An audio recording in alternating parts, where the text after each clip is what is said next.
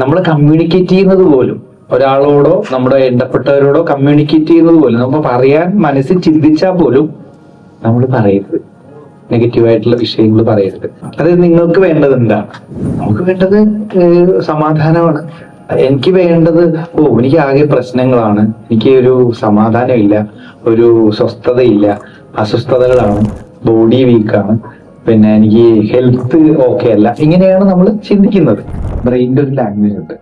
ബ്രെയിനിന്റെ language എന്ന് പറഞ്ഞാൽ രണ്ട് രീതിയിലാണ് ബ്രെയിനോട് കമ്മ്യൂണിക്കേറ്റ് ചെയ്യാൻ പറ്റുന്നത്.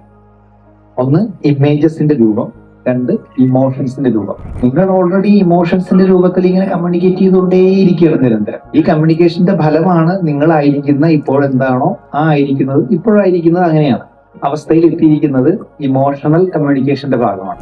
ആ ഇമോഷൻസ് എന്ന് പറഞ്ഞു കഴിഞ്ഞാല് നമ്മള് ഇമേജസും ഇമോഷൻസും ഞാൻ പറഞ്ഞില്ലേ, നമ്മൾ ചിന്തിക്കുമ്പോൾ എന്താണോ വേണ്ടത് അത് മാത്രം ചിന്തിക്കാനുള്ള ഒരു കപ്പാസിറ്റിയിലേക്ക് നമ്മൾ ആകണം.